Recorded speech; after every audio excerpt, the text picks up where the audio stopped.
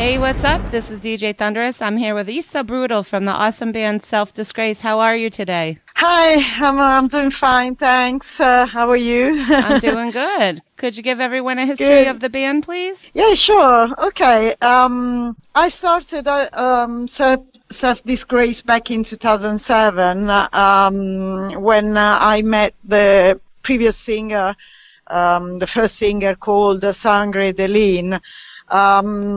She was writing a book at the time about metal in the 80s, and as I played in a couple of 80s band back then, like Ice Age, Rock Goddess. I think they reformed recently anyway. I played in those two bands. She approached me because she wanted to write a little bit about those bands, about the scene, the 80s scene, and back then. And then she told me she was a singer, and at the time I was writing songs at home because I didn't have a band. And I asked her if she wanted to put some lyrics and some vocals on my songs. And then we got on so well that we decided to expand the recording project in live band, and then we find a drummer, Kruger was called, and then bassist, and we recorded the first EP called Rotten Revenge, and then we started to play shows. We played quite a few festivals and gigs all around, mainly all around Italy. After a couple of years, we split up because different directions, and but then recently I reformed the band because I met Remo, the current drummer, and he is very good and is really into the kind of stuff that we play because, as you know, we play very old school thrash metal, thrash death metal, and there aren't many good drummers into that in Italy at the moment. So we got on so well, and then we were lucky to find a bassist, Overteo Businaro, and the young singer DL Green.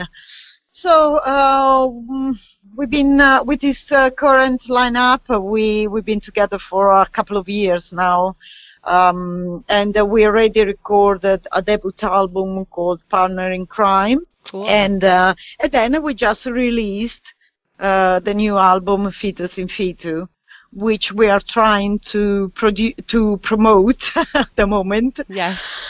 Unfortunately, yes, we are not doing so well because in Italy we're going through a tough time with this coronavirus. So all the shows have been cancelled, and we had a release party booked and a few shows to promote the album, but we had to cancel because of that. And we hope that we will manage to carry on very soon. I hope so, and I hope you all stay well. Yes, I mean we're fine. It's not like it's not as bad as they are putting out on the media. I have to say that it's just a precaution. Mm-hmm. They are taking this precaution because they don't want the virus to spread. Right. Even more, but basically is attacking mainly the people with serious conditions. Right. So it's like old people and people with very serious conditions, but the others are recovering well. Some people don't even realize that they have the virus. So Right. it's just, that's about it. I mean, that's basically the story of the band. It's very interesting, and I'm glad that we heard your music because now we have you here today. So thank you to your record Yeah, label, thanks for too. inviting me. I'm very excited to be on your program all the way to the States, I know, and it's we feel so awesome. close. I We are know. so far away, but we feel like we are, like you're next door. Well, you are, right? Yes. Well, we got music in common. That Exactly. makes us very close. So what got you in? Metal in common. Yep, Yeah. exactly. What got you into metal and music and playing the guitar? Pardon, I didn't hear you. Sorry. What got you into music and playing the guitar? Well, I was very young. I started listening to heavy metal music when I was about 11, 12. I started Zeppelin, Deep Purple, because when I was a teenager, I grew up right in the 80s Mm-hmm. because and in the 80s is when metal was born, and so I grew up with all the 80s metal bands like AC/DC, Iron Maiden, Judas Priest, all these bands. Then when I was about 14, there was a schoolmate who played guitar, and I was really fascinated by that instrument. So I asked her. She gave me some guitar lessons, and so I started from that. Then I find other metalheads, like metalhead friends Mm-hmm. who were into playing a band, and we really started very young. We were all about 14, 15, and we were playing just a few chords, and that was the 80s basically. Yep. It was about getting together, play a few chords, and getting excited, headbanging, playing headbanging, and it was a different time. But then from that, I joined a band later on when I was 18, 19, who played thrash metal. And we recorded a demo tape in Italy. And at the time, there was a Swedish band, all-female thrash metal band called Ice Age in Sweden, who was looking for a guitarist, a female guitarist. So I sent them the demo tape with this band. Cool. Warhammer was called this band, and so they liked the demo tape. So they asked me to join them for an audition. So I left Italy. I moved to England because they were based in England. Mm-hmm. And then I played in that band for a while until they split up. It was a shame because it was a very good band, all-female thrash band, and I know they reformed recently, so I learned a lot from them because they were very good musicians, and yeah, then after them, I played in Original Scene. I was living in England. I stayed in England after Ice Age split up. So I played in another band called Original Scene. And then I played in Rogodes. And then I stopped playing guitar for a few years until I formed Disgrace. Yeah, I know. That's it. That's basically my story. That's very cool. And you have quite a history that you just told us about. How is Self-Disgrace different for you when you had played with the other bands? I mean, you formed this band, and how is this different for you? Yeah, exactly. With the other bands, the other bands weren't my bands. Mm-hmm. Like Ice Age, they already existed, and I joined that band, and I was more like, I would say, a session player. Yeah. Because I had to learn the songs. I replaced the previous guitarist, so it all happened very, very fast. Because after I I joined the band. Quite straight away, we left for a tour. I had to learn the songs, and then we left for a tour in Europe. We played in Holland, in England, in Germany, and so I didn't really have the time to put my input, in the band, musically speaking, from a songwriting side of the band. With Disgrace, I formed this band. So I formed this band to play my music. It started as a recording project because I really like writing songs, and I like playing them in a band. So that's a difference. That's that great. In Self-Disgrace, I'm the only guitarist, because it's not because I don't want a second guitar, but because nowadays I don't have as much time as I used to, I have to say, when I was a teenager. Yeah. Because I have a day job, I have families, bills, and everything, so the time is limited. So it's easier to write music in a band if there's only one guitar. Even when I record the album, if you have two guitars, you have to work a lot together. You have to find the time to be very tight between the two, with the two guitar parts. Right. And, so it works fine anyway, even if we don't have a second guitar. The bassist is kind of feeling the sound quite well, is playing in a way that he feels the sound, and so you don't really feel that there's only one guitar. Well, I'll tell you, I watched a little clip of you playing live. You can really play. Yes. You play excellent. Thank you. You're welcome. Thank you very much. And I know. Well, that's because I am done. Yes. You have a lot of experience. I can tell by the way you play. Yeah, not as much, because for many years I stopped playing, I have to say. So I don't have as much experience as I should have at my age, because for many years I stopped playing.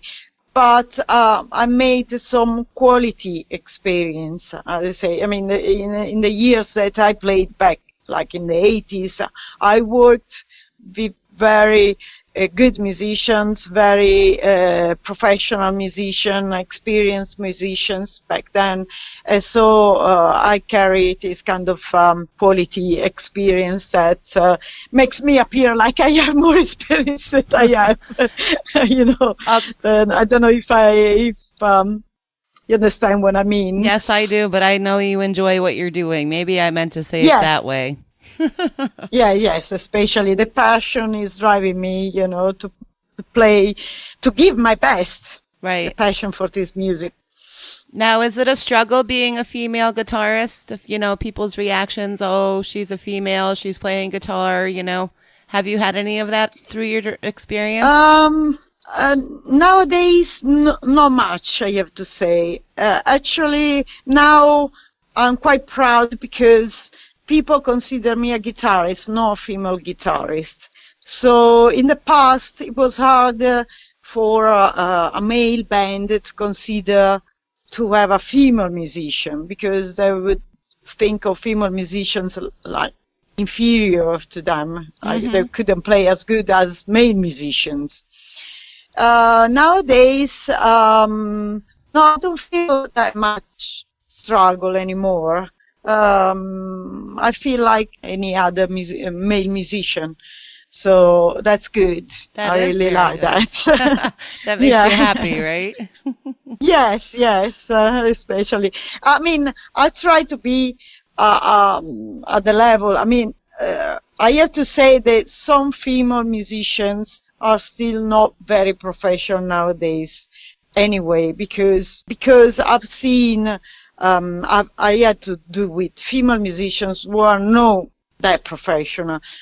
That's not because they're female, because there are male musicians who are the same. But some female try to use the fact that there are women to take advantage of situations, which I don't like it at all. Yeah. but it still happens. It happens, and but I don't. I try to commit myself like any other guy would do. If I have to do something, I do it. I don't try to find short ways to get what I want because I'm a female. So that's it. That's why probably they treat me like any other musician. That's cool, And that's though. why probably I get the respect. Yeah. Now, who came up with the name for the band Self Disgrace, and what's the meaning? Pardon? The name of I the can't band. hear. I couldn't hear you for a minute. The name of the band, Okay. Self Disgrace. Where Yes. did you get that name from? He hasn't got a reason why we call the name that way. It was just a name like another. Okay. No, he hasn't got any. Yes, it's just something we like the sound, and it's something. Yeah, that's Sangre de Lina. I liked it, and that's it. There We you came go. up with it. That's cool. All right, we're going to check out one of your tracks here off of the new album. Here's Deliverance. Crank it up.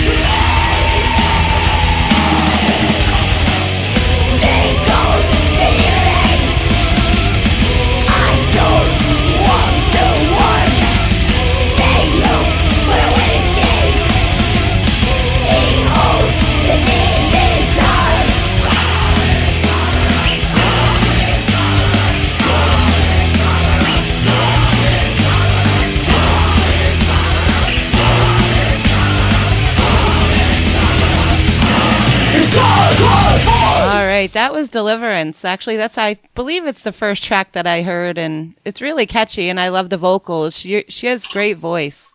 Yes, she has. She has improved a lot as well, because I mean, it's her first experience in this kind of music. You know, she hasn't sang in a thrash metal band before, so she has learned quite well during these 2 years. She's the youngest in the band, so it was a good experience for her, and she's grown up a lot, you know. Yes. As a singer. She's very good. And I also saw that she has an opera experience too. Yes.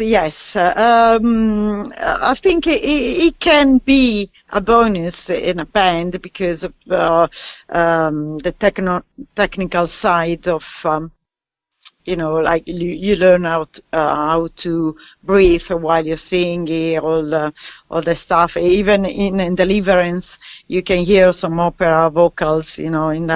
Actually, the singer in Ice Age, she had an opera, you know, background too. So it's quite common, you know, in some good singers to have this kind of background. That's and cool. She had a great voice too. Yeah. Yeah. Let's talk about the new album, Fetus in Fetu. What is the meaning of the Fetus in Fetu? Exactly. That's the concept of the album. Fetus in Fetu represents like an embryo that is growing another embryo, and the only way, the only remedy is to practice an abortion on the newborn baby, because this embryo growing inside the embryo doesn't let the newborn baby to live. It's a rare condition. And I mean, in this album, we are talking, we're going back to the theme of violence that we already covered in Partner in Crime. And here in Fetus in Fetu, we're trying to focus more on the consequences of violence. Like here, this fetus that is kind of sneaking inside the other fetus is having violence on the new baby, creating the consequence that we have to practice an abortion, which is even an act of more violence. And I mean, we talk about abortion even in another track of the song, in Never Born. Because here Neverborn is a baby that is never born, you know, like in the title. Because again, a woman that is pregnant because she's being raped. Very often she has an abortion because she rejects the baby that that's growing inside of her. So we're talking about that. And so the violence that she has suffered from the rape has caused another act of violence, which is the abortion. And then again, we talk about abortion even in another song called In Chains.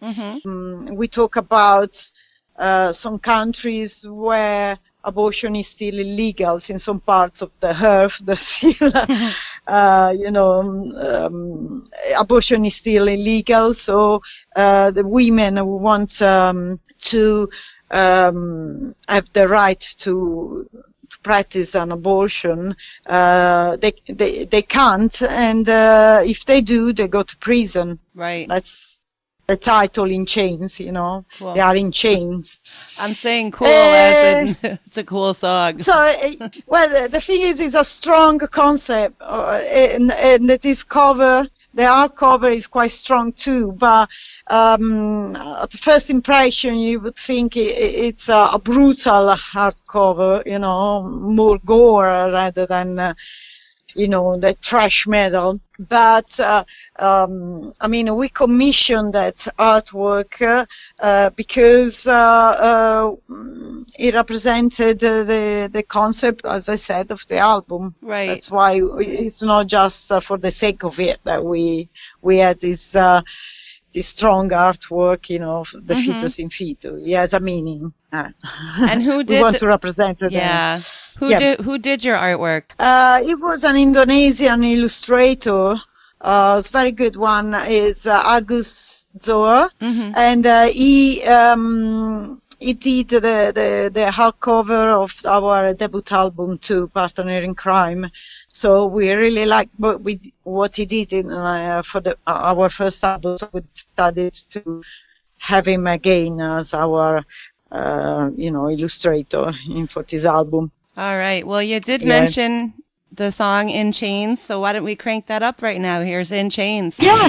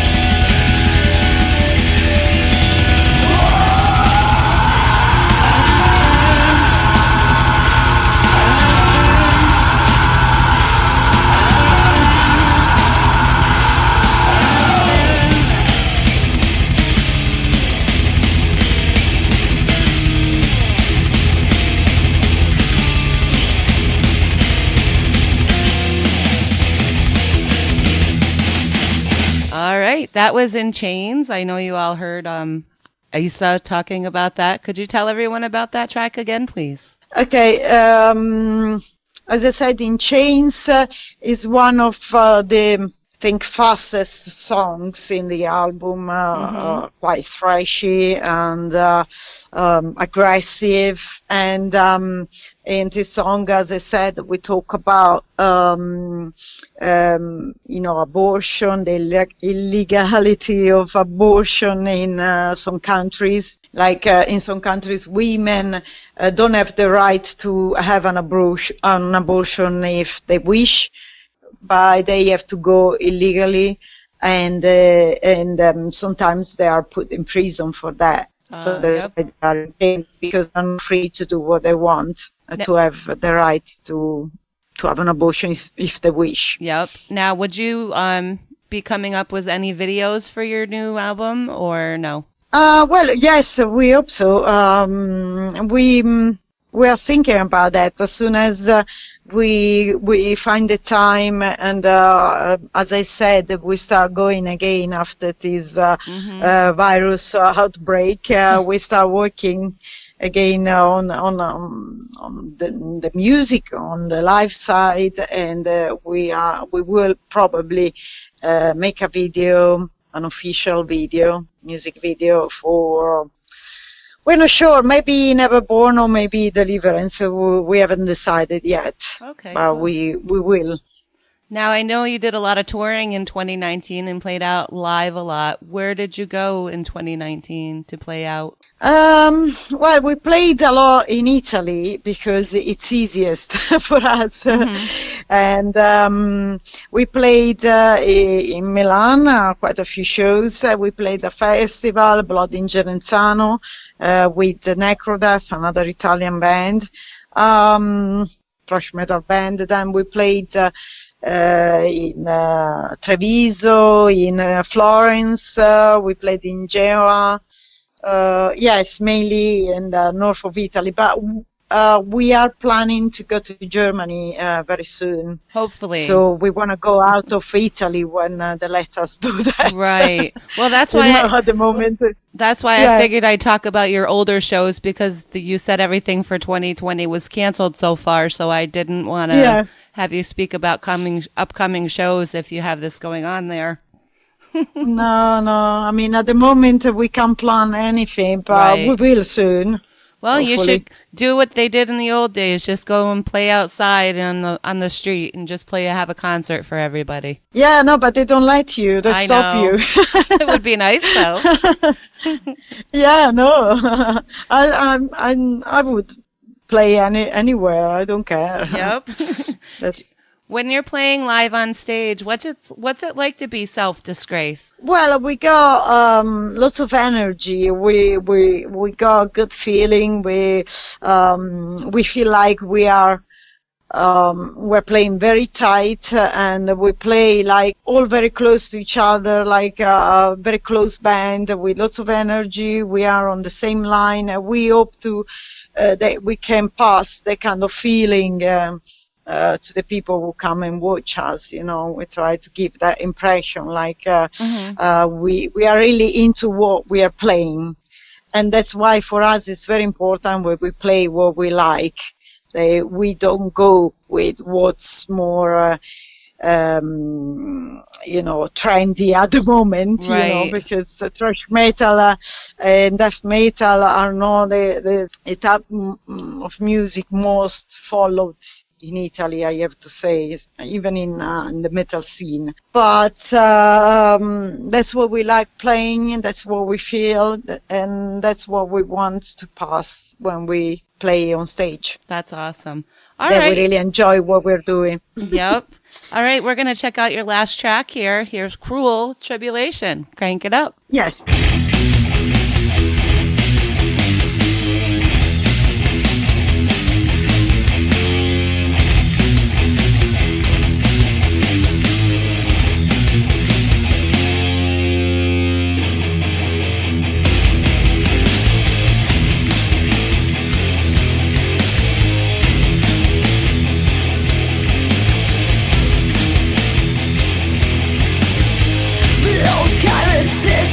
Self-alone, say